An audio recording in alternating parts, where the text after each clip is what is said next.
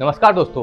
कोई एक रूल नहीं है जो किसी एक एरिया को एक देश का दर्जा दिलाए, बल्कि आपका देश वाकई में एक देश है यह इस बात से डिसाइड होता है कि कितने दूसरे देश आपके देश को एक देश के रूप में रिकॉग्नाइज करते हैं। दोस्तों, अगर 100 यूएन मेंबर्स ये मानते हैं कि आपका घर एक देश है तो वाकई में आपका घर एक देश बन जाएगा।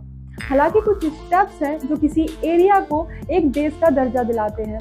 तो आज के वीडियो में हम इन्हीं स्टेप्स के बारे में जानेंगे। तो चलो शुरू करते हैं। पहली चीज जो आपको देश बनाने के लिए चाहिए वो है लैंड, यानी कि जमीन। जमीन पाने का एक तरीका है कि इसको छीन लिया जाए, लेकिन फिर आपके पास इसको डिफेंड करने के लिए पर्याप्त हथियार होने चाहिए।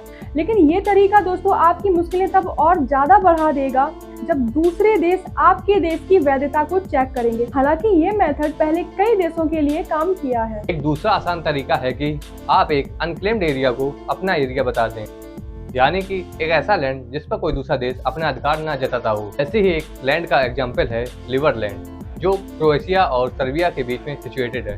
हालांकि इसे अभी तक एक देश का दर्जा नहीं मिल पाया है। और अगर एक बार आपने जमीन पा ली दोस्तों, तो इसके बाद नंबर आता है पॉपुलेशन को इस्टेब्लिश करने का। दोस्तों, कोई भी देश अपने लोगों की सेवा के लिए ही बनाया जाता है।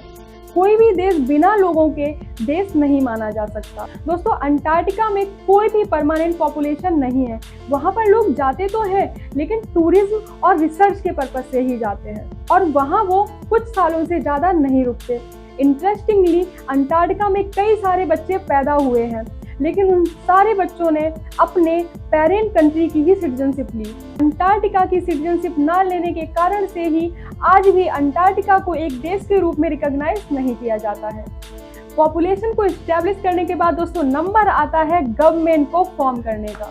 दोस्तों, अच्छे से बनाई गई गवर्नमेंट शायद सबसे महत्वपूर्ण पार्ट है जो देश की सफलता को डिसाइड करेगी। ऐसे कई तरीके हैं जिनसे एक सरकार बनाई जा सकती है, लेकिन सरकार के बारे में जॉन लॉक के प्रिंसिपल ये कहते हैं कि प्रकृति में सबको जीवन, अच्छे स्वास्थ्य, स्वतंत्रता और भौतिक सुख को रखने का अधिकार है। लॉक के अकॉर्डिंग ऐसी कोई सोसाइटी जिसमें गवर्नमेंट नहीं है, उनमें ये अधिकार प्रोटेक्ट नहीं किए जा सकते, क्योंकि उनमें ऐसी कोई हायर पावर नहीं होती है जो ऐसा कर सके।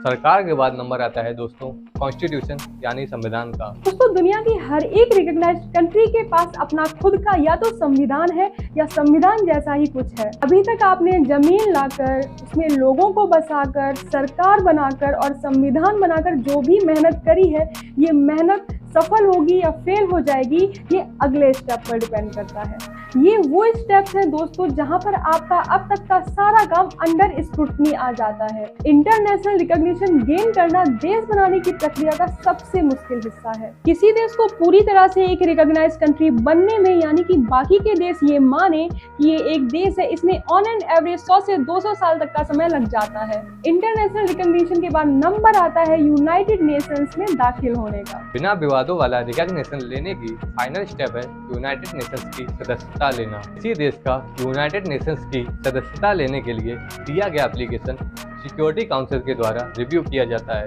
जिसमें यूके, यूएसए, रसिया, चाइना और फ्रांस के अलावा 10 नॉन परमानेंट कंट्रीज आते हैं।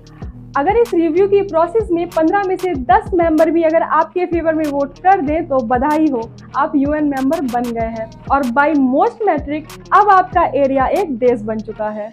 हालांकि दोस्तों, 15 के अलावा बाकी यूएन मेंबर्स ऐसे भी हो सकते हैं जो आपको अभी भी एक देश ना माने। इसलिए ऐसे कई यूएन मेंबर कंट्रीज हैं जो आज भी फुल्ली रिकॉग्नाइज नहीं है। दोस्तों, नेशन या राष्ट्र पर फ्रैंकलिन डी रूजवेल्ट का एक इंसाइटफुल कोट है।